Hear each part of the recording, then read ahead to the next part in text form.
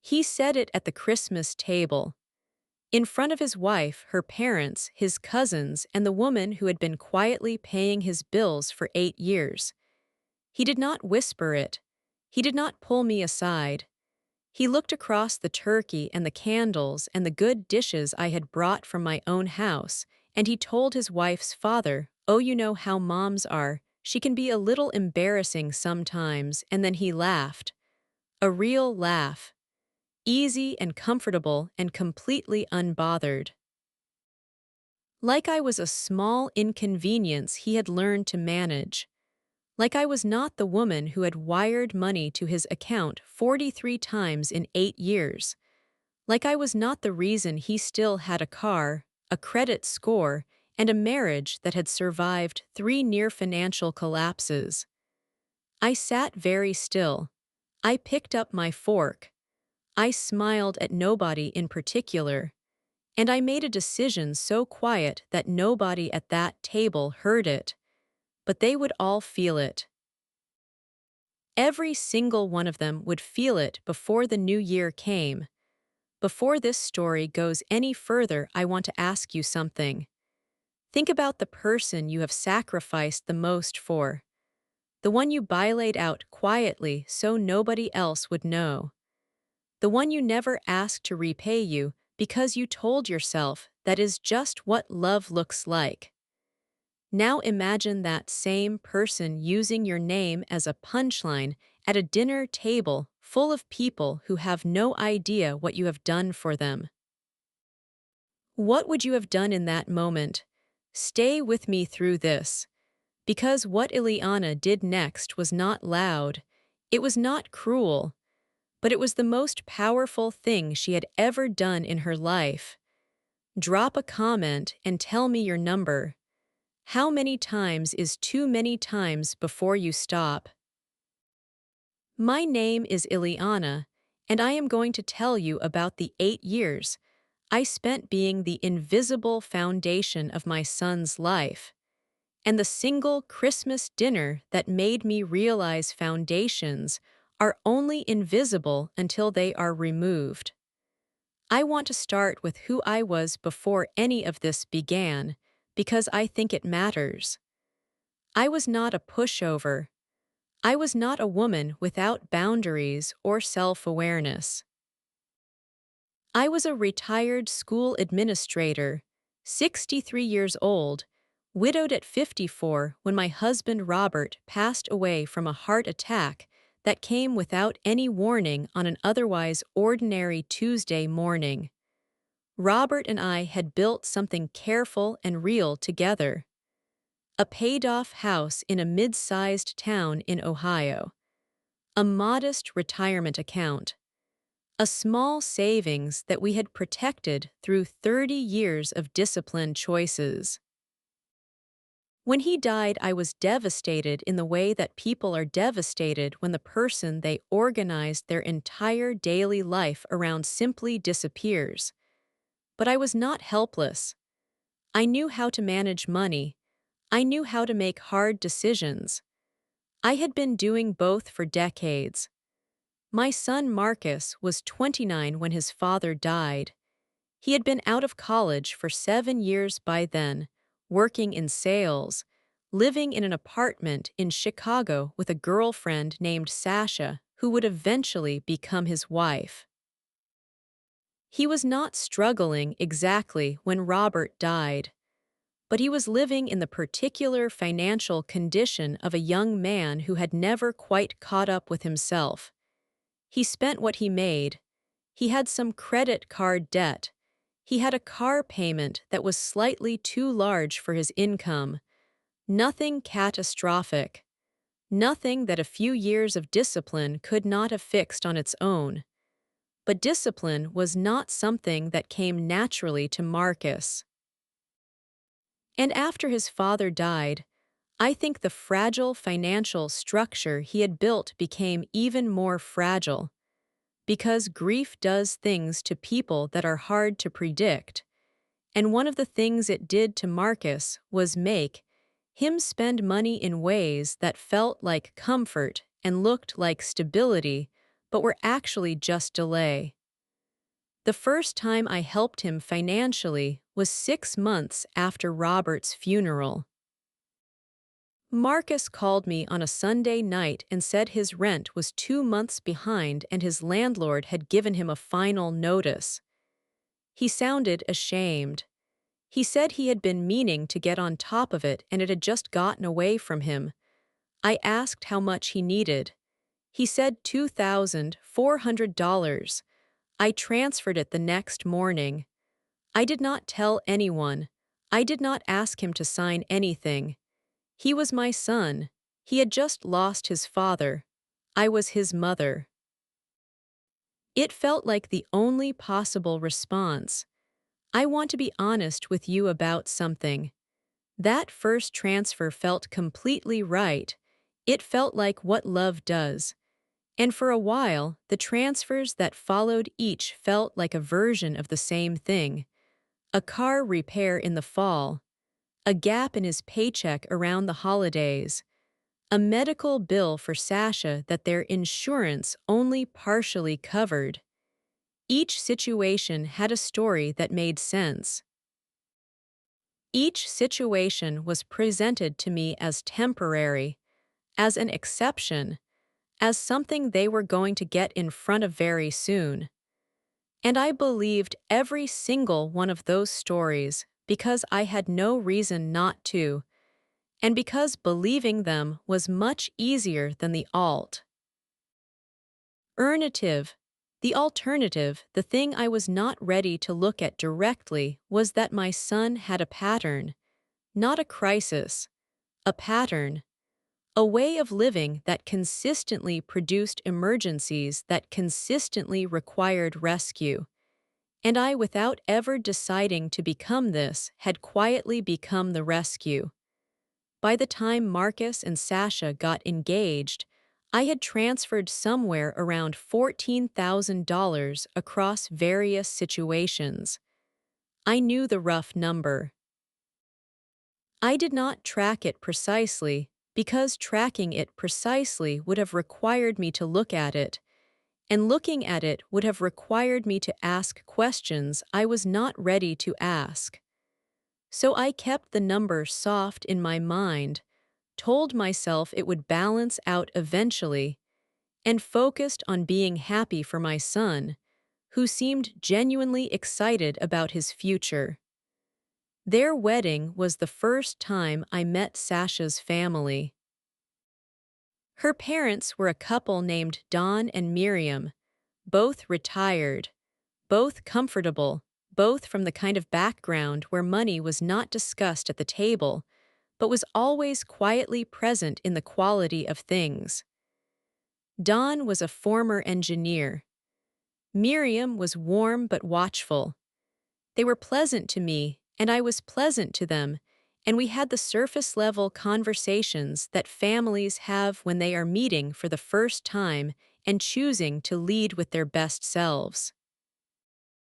I paid for a significant portion of the wedding, $32,000. This was not a surprise to Marcus. We had discussed it.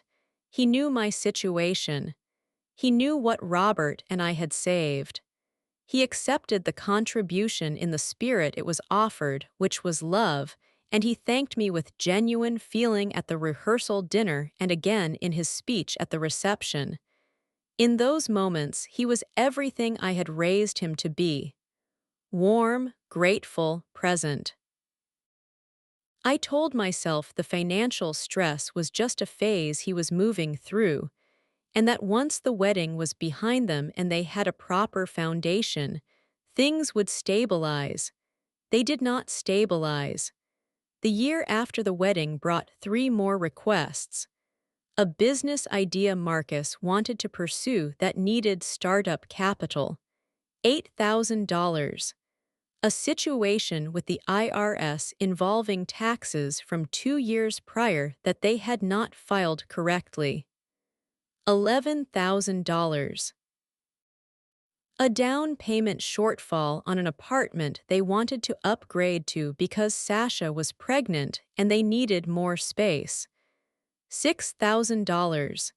Each request came from Marcus directly. Each had a clear and reasonable-sounding explanation. Each was framed as the last one, the one after which they were going to be solid. I gave all of it. Not happily, exactly, not with the ease of the early transfers, but I gave it. Because I could not find a version of myself that said no to my pregnant son who needed more space. Because I told myself this is what parents do. Because the cost of saying no felt higher than the cost of saying yes. And because, if I am being completely honest with you, I was afraid of what would happen to my relationship with Marcus if I stopped being the person who said yes. That fear. That one quiet, unnamed fear. That was the thing that kept the pattern alive far longer than it should have lived. Marcus and Sasha had a daughter. Her name was Lily, and she was, from the moment I met her, the most uncomplicated source of joy in my life. She had Robert's eyes. She laughed easily. She reached for me in a way that made something in my chest feel repaired. I drove to Chicago every few months to spend time with her, and those trips were the part of my relationship with Marcus that I held onto when the rest of it felt complicated. But even those trips had started to feel like they existed on two levels. On the surface level, there was Lily and meals, and the normal warmth of family. On the other level, there was always the awareness of money. Whether another request was coming. Whether the casual mention of a car problem, or a work slowdown, or an unexpected bill, was the opening move of a conversation I had heard before. I began to feel, somewhere around year 5, a kind of low-grade dread before Marcus's calls that I did not know how to name or address. In year 6, something happened that I should have treated as a turning point but did not. Marcus called me on a Wednesday afternoon and said he needed to talk to me about something serious. He said he and Sasha had gotten behind on their mortgage. Not a little behind. 4 months behind. The bank had sent a formal notice. If they did not bring the account current within 60 days, the foreclosure process would begin. The amount needed to make the account current was $22,000. I sat with that number for a long time after the call. $22,000. I did the rough math of everything I had given in the previous 6 years, and the total was somewhere between $60,000 and $70,000, depending on how I counted the wedding contribution.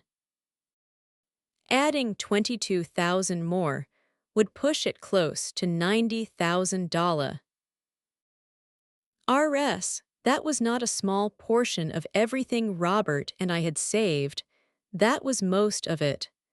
I called my financial advisor, a careful man named Howard who had known Robert and me for 20 years. I told him what Marcus had asked.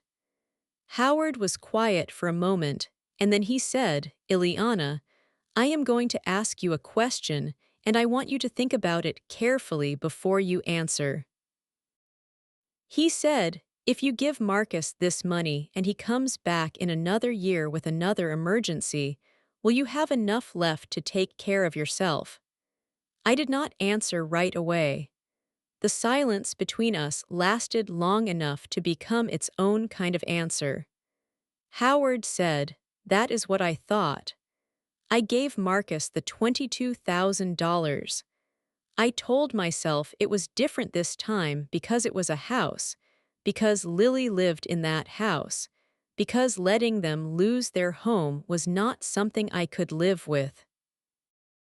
I told myself the same things I had been telling myself for 6 years, but for the first time I heard myself telling them, and hearing myself felt different from simply thinking them.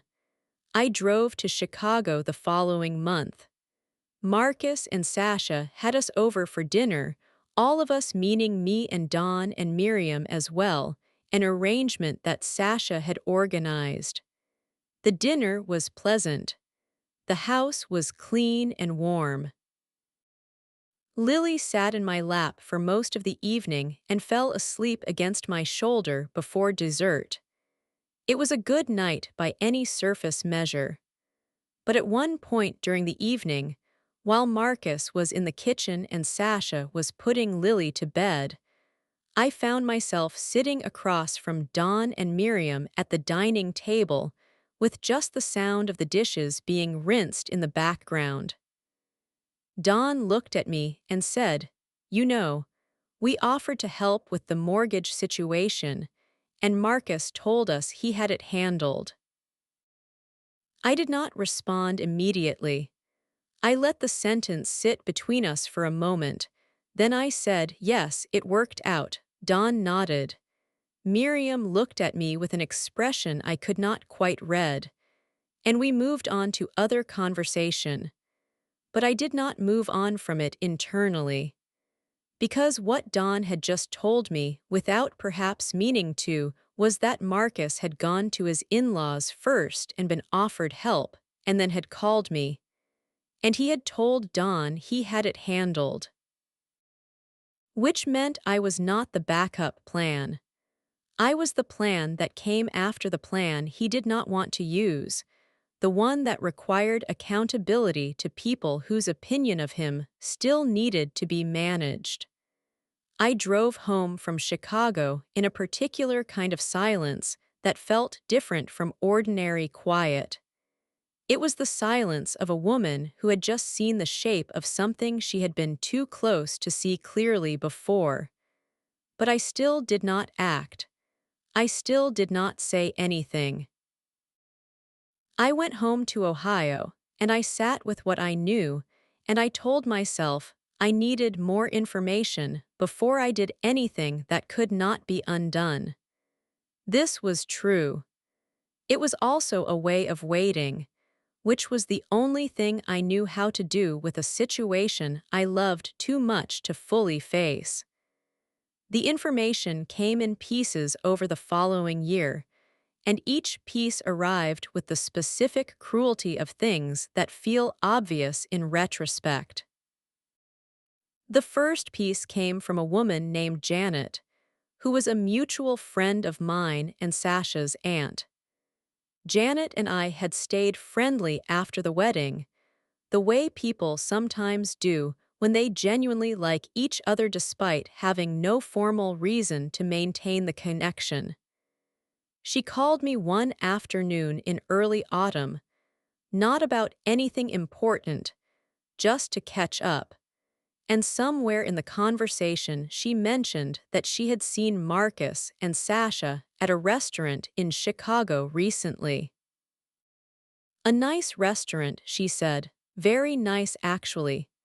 She mentioned the name and I recognized it as the kind of place where a dinner for two costs what most people spend on groceries for a month. She said they looked great. Real date night energy. She said Sasha had a new bag that Janet had admired. I thanked Janet for calling, and when we hung up I sat very still for a moment. New bag, very nice restaurant, date night energy. 8 weeks after I had wired $22,000 to save their house. I want to be careful here. I do not think people who receive help should live like monks in gratitude. I do not think a nice dinner is a crime. But I had given my son $22,000 because he had told me they were in crisis, and 8 weeks later they were at a restaurant that cost several $100s for a meal. And nobody had called to say things were better. Nobody had called to say thank you, we are on our feet, we are getting back on track. There was just silence, and a new bag, and a nice dinner, and me in Ohio doing my own quiet math. The second piece came from Sasha's mother Miriam, who called me for the first time ever on a Thursday morning in November. She said she was calling because she was not sure she should be calling, but she felt like she had to.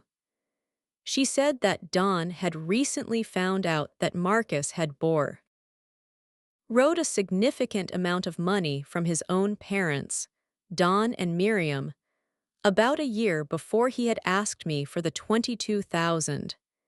She said Don had confronted Marcus about a pattern he was seeing, and Marcus had admitted to a broader financial picture than either family had understood. She said she thought I should know because she suspected I had also been helping, and she wanted to make sure we were looking at the full situation together. I listened to Miriam for 30 minutes. By the end of the call, I had a much clearer picture. Marcus had been borrowing from both families, at different times, for overlapping purposes, while managing the information carefully enough that neither family knew the extent of the other's involvement. The total across both sides was somewhere above $100,000. His parents-in-law had given approximately $35,000 over 3 years. I had given somewhere around $90,000 over 8 years. He had presented each of us as the primary support while quietly using both. I did not feel angry in the way you might expect. I felt something more complicated than anger. I felt the specific, clarifying grief of seeing something true that you had been protecting yourself from seeing. The same feeling you get when you finally go to the doctor about a symptom you have been ignoring, and the doctor confirms what some quiet part of you already knew. Not a surprise, a confirmation. The kind that does not make the problem easier but at least makes it real. I told Miriam I appreciated the call. I told her I would be in touch. I put the phone down and I did what I had been doing for 8 years whenever the picture became too clear. I went to make tea, I sat at my kitchen table, and I thought very carefully about what came next. This time, though, what came next was different. Because this time I was not trying to figure out how to help. I was trying to figure out how to stop. And stopping required something I had never fully done before. It required me to stop protecting Marcus from the consequences of his own choices. It required me to remove myself from the center of a system that only kept running because I kept funding it. It required me to do the hardest thing a mother who loves her child can do, which is to look at her child clearly and decide that loving him and rescuing him are not the same thing. I called Howard the next day. We had a long conversation. By the end of it, I had a clear picture of my own financial situation, which was more fragile than I had allowed myself to acknowledge. I had enough to live on comfortably if I was careful. I had very little margin for further large transfers. My retirement security, the thing Robert and I had spent 30 years building, had been significantly reduced by 8 years of quietly funding someone else's choices. Howard recommended a financial reorganization. He recommended I move the majority of my liquid assets into accounts that were harder to access quickly, not to hide them, but to create structural friction that would slow me down if the instinct to rescue came back. He recommended I update my estate documents. He said what Patricia had said to a woman I knew: the people who rely on family generosity financially almost never stop on their own. The stopping has to come from the other side. I made an appointment with an attorney named Claire who specialized in estate planning. I restructured my accounts. I updated my will, None of this required telling Marcus anything. I was simply, quietly, organizing my own house. But I want to be honest about what I felt doing it. It was not clean. It was not triumphant. It was one of the saddest things I had ever done, because every protective step I took was an acknowledgement that I needed protecting from a situation involving my own son. The Christmas invitation came 3 weeks later. Sasha called to invite me to their Christmas dinner. It was going to be at their house this year. Dawn and Miriam would be there. A few of Sasha's cousins. She said she and Marcus would love for me to come and that Lily had been asking for me. I said yes. I packed the car with gifts and drove to Chicago 2 days before Christmas. I want to tell you about the first evening because it matters to what happened next. When I arrived, the house looked beautiful. Decorated warmly, lights everywhere, the smell of something baking. Lily ran to the door when she heard me and threw herself at me with the full force of a 4-year-old who has missed someone. I held her for a long time. Marcus hugged me in the doorway. Sasha kissed my cheek. It was, on the surface, exactly what it looked like. A family Christmas, a warm house, a grandmother arriving with her arms full. But I noticed things the way I had been noticing things for over a year now.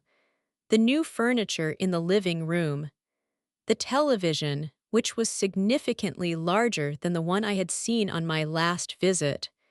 The way Marcus was ease. Why and relaxed, moving through the house with the energy of someone who was not carrying any particular weight. The way he laughed with Dawn over drinks before dinner, comfortable and confident, and giving no sign of the conversations that had happened or the money that had moved. I said nothing. I helped in the kitchen. I played with Lily. I sat at the table when dinner was ready and I was present and warm and completely, deliberately, unreadable. And then Marcus said it. We were somewhere in the middle of dinner.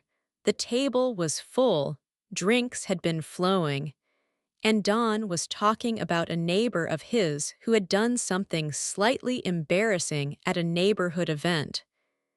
It was a small, funny story, and everyone was laughing. Marcus leaned across and said to Don, in that easy laughing voice, "Oh, you know how it is. Some people just never learn how to read a room." He glanced at me and then looked back at Dawn and said, "I mean, you know how moms can be. Eliana can be a little embarrassing sometimes," and he laughed, and Dawn laughed, and two of Sasha's cousins laughed, and Miriam looked at her plate, and Sasha looked at her wine glass, and I sat very, very still. I picked up my fork. I cut into my food. I did not look at Marcus. I did not change my expression. I did not say a single word. I just sat there in the warmth of that beautiful house and in the candlelight of that beautiful Christmas table, and I felt something inside me complete a process that had been running for a very long time. Like a door that had been slowly swinging, closed for 8 years, finally settling into its frame with the quietest possible click. Nobody at that table knew what they had just witnessed. But I knew. I had just watched my son use me as a punchline in front of the family, whose respect he was managing. I had just watched him be effortlessly careless with my dignity in a room full of people who had no idea that the woman he was laughing about had given him $90,000, and the functional architecture of every stable moment in his adult life. I stayed through dessert. I helped clean up. I kissed Lily goodnight. I slept in the guest room. I made breakfast in the morning and I was pleasant and present and completely composed. Marcus did not apologize. He did not pull me aside. He did not seem to register that anything had happened. He went about his Christmas morning with the ease of a man who had never considered that the words he said the night before were words at all. I drove home to Ohio on the 27th. I did not cry on the drive. I turned off the radio and I drove in silence through the gray December landscape, and I thought about everything I needed to do. Not what I wanted to say to Marcus. Not how I wanted him to feel. I thought about the practical, specific steps I was going to take, quietly and legally and completely within my rights, to remove myself from the center of a system that had been running at my expense for 8 years. When I got home, I called Claire, my attorney. I told her what had happened and where I was emotionally and what I wanted to do. She listened carefully. Then she helped me do the following things. I formally removed Marcus from my emergency contact list at my bank. I removed him as the secondary beneficiary on 2 accounts and replaced him with a charitable organization Robert and I had supported for years. I updated my will to reflect a significantly reduced direct inheritance for Marcus, with the bulk redirected into a trust that could only be accessed under specific conditions, one of which was a demonstrated period of financial independence of no less than 3 consecutive years. I wrote a letter to be held by Claire, to be given to Marcus at the time of my death, explaining the full picture of what I had given, when I had given it, and why my estate reflected the decisions I had made. None of this required telling Marcus anything yet. I was not ready for that conversation. What I was ready for was to make sure that the invisible structure I had been providing was no longer available to be leaned on, and that when it became visible, it would become visible through its absence rather than through a confrontation. Then I waited, not anxiously, not with dread. I waited with the calm of a woman who had already done the most important work and was simply waiting for the natural next event. The natural next event came in February. Marcus called me on a Tuesday evening. His tone in the first 10 seconds told me everything I needed to know about the nature of the call. It was the specific warmth of someone who wants something, the extra friendliness, the slightly longer than usual "how are you" before the real subject. I had been hearing that tone for 8 years and I knew every note of it. He said he and Sasha had been talking and they had found a real opportunity, a business idea they were both excited about. He said it was different from before. He said he had really thought it through. He said this time they had a real plan. He said the startup cost was around $15,000 and he was wondering whether I might be able to help bridge the gap while they got going. I let him finish. Then I said, Marcus, I am not going to be able to help with that. There was a silence. It was not long, maybe 3 or 4 seconds, but it was a different kind of silence from any that had existed between us before. The silence of an expectation that had not been met. He said, really? I said, really. He said, is everything okay? I said, everything with me is fine. He said, is it a money thing? I said, it is a priorities thing. He was quiet again. Then he said, Mom, we are really serious about this one. I said, I believe you.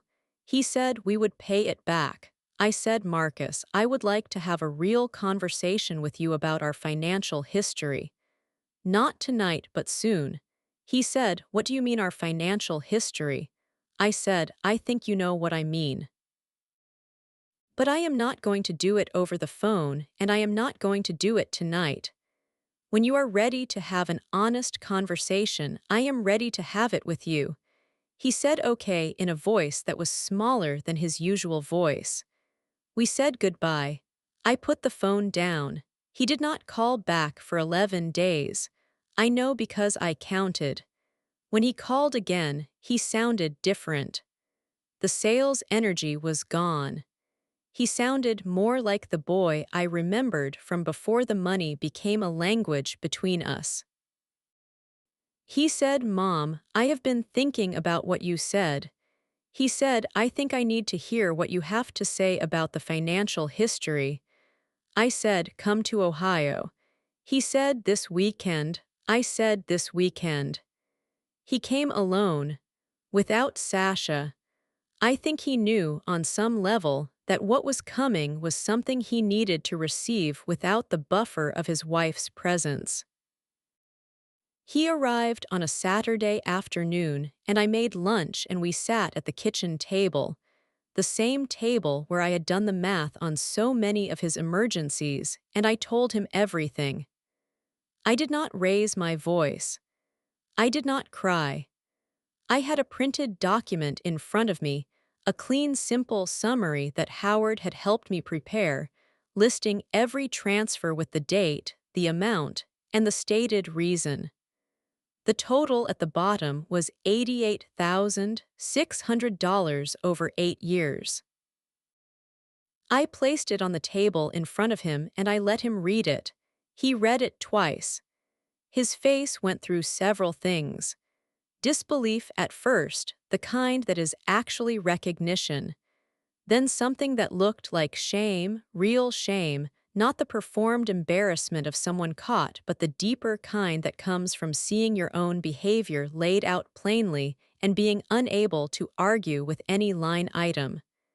Then, for a moment, he looked like he was going to cry. He did not cry, but he came close. He said, "Mom, I didn't realize it was this much." I said, "I know, that is part of the problem." He said, "I always meant to pay it back." I said, "I know that too. But meaning to and doing it are two different things, and at some point the meaning to stopped being a plan and became a story you told yourself, so the asking felt okay." He was quiet for a long time. Then he said, "The Christmas dinner." I nodded. He said, "I didn't think." I said, "No, you didn't." He said, "I'm sorry, Mom, genuinely." He said, "That was wrong." I said, "Yes, it was." I told him about the will. I told him I had updated it. I did not tell him the specific amounts or conditions because those were in the letter with Claire that he would receive when the time came. But I told him that my estate documents reflected the full picture of our financial history and that I had made the decisions I felt were right given that picture. He listened. He did not argue. He did not push back or get defensive or try to renegotiate. He just listened, and I think the listening itself was the first genuinely adult thing I had seen him do in a very long time. Before he left, he said something I want to share because it is the part of this story that I hold onto most carefully. He said, "I think I have been scared for a long time, Mom. I think I have been scared that if I couldn't make things look okay, you would stop loving me." And I turned that fear into a different problem, one where I kept asking for help instead of learning how to not need it. I don't know if that makes it better.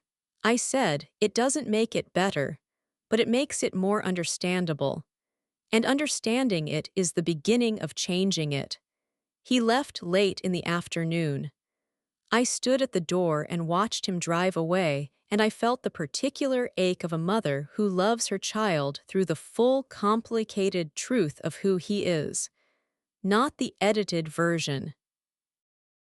Not the version that is easy to defend. The real version. The one who had used her and taken her for granted and called her embarrassing at a Christmas table, but who was also the little boy who used to fall asleep in the car and let her carry him inside, and the young man who had cried at his father's graveside in a way that broke her heart open, and the father himself now who held Lily with a gentleness that was real and was his. Love is not simple. I want you to know that. It was never simple. The story I am telling you is not a story about stopping loving someone. It is a story about stopping funding the version of them that cannot grow while the rescue keeps arriving. In the months that followed, the relationship between Marcus and me changed. Not quickly, not dramatically, but steadily and in ways that felt, for the first time in years, like they were moving in a real direction. He got a financial advisor of his own. He told me about it on one of our Sunday calls, almost in passing, but I heard the effort in the casualness and I acknowledged it. He and Sasha started working with a couples counselor who specialized in financial stress in marriages. He did not share details, but he told me they were doing it and that it was hard and useful. He called me more often, not to ask for anything, but just to talk, the way he had called when he was younger before the money became the primary language between us. Don and Miriam and I had a quiet conversation of our own, the three of us over a video call that Miriam organized.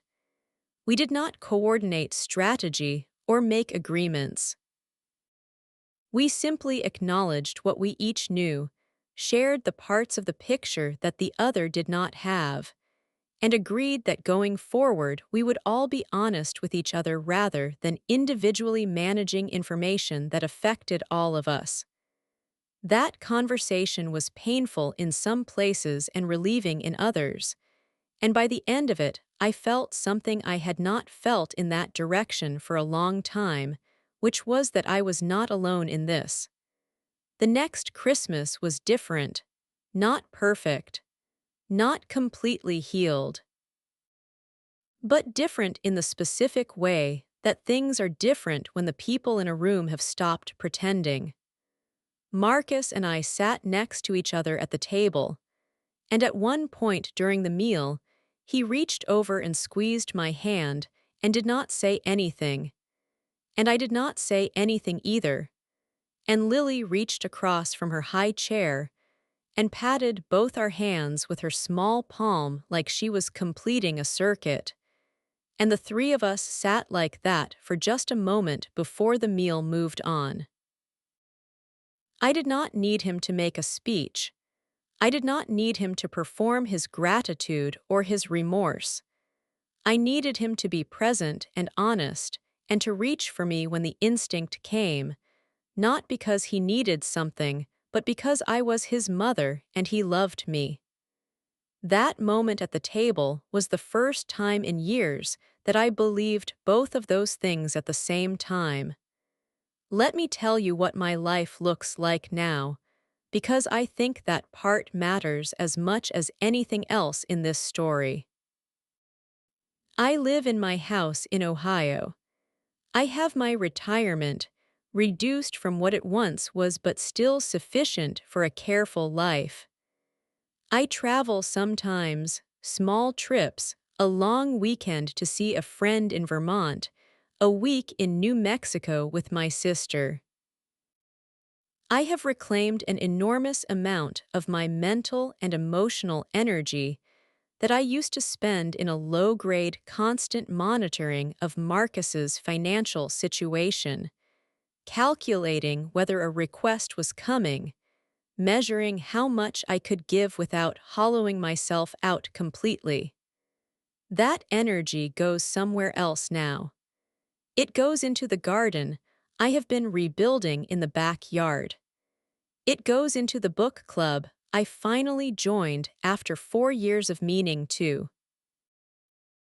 It goes into the long phone calls with Lily on Sunday evenings when Marcus puts her on, and she tells me elaborate stories about her week at preschool that I could listen to forever. It goes into the version of myself that had been quietly waiting for me to have enough room to return to her. I think about what I said to Marcus that afternoon at the kitchen table, about understanding being the beginning of changing. I have applied that to myself as well. I understood, in the course of this story, several things about myself that I had not wanted to look at directly. I understood that I had kept giving in part because giving felt like control, like as long as I was the one providing the safety net, I could believe the situation was not as bad as it might be without me. I understood that my fear of damaging my relationship with Marcus had caused me to damage myself in ways that were harder to repair. I understood that love and enabling are not opposites. They can wear each other's clothes very convincingly for a very long time. Understanding those things did not make me feel proud of myself exactly, but it made me feel honest. And honesty, I have found, is the only foundation that does not eventually collapse under the weight of what is built on top of it. I am not angry at Marcus. I want to say that clearly, because this story could easily be told as a story about anger, and it would not be accurate. I am still his mother. I still love him with the complete and unconditional depth that does not diminish no matter what a child does. But I love him now in a way that has boundaries in it, real ones, not the soft performing a boundary kind that collapses when the pressure comes. I love him in a way that holds him accountable, quietly, structurally, through the simple fact that the rescue no longer arrives. And I think, though I will never be certain, that being loved that way is better for him than being loved the way I was loving him before. I think the absence of the rescue has required him to build something inside himself that he could not build while I kept filling in the gaps. I think the limits I set, as painful as they were to set, may have been the most genuinely useful thing I ever did for my son. That is the thing about invisible foundations. The people standing on them rarely think about what is holding them up. They just live their lives on the surface, comfortable, moving forward, occasionally frustrated by the cracks in the floor without ever looking underneath to see who is down there maintaining the structure. When I removed myself from that position, Marcus had to look down. And what he saw, I hope, was not just the absence of support but the full picture of what had been there all along.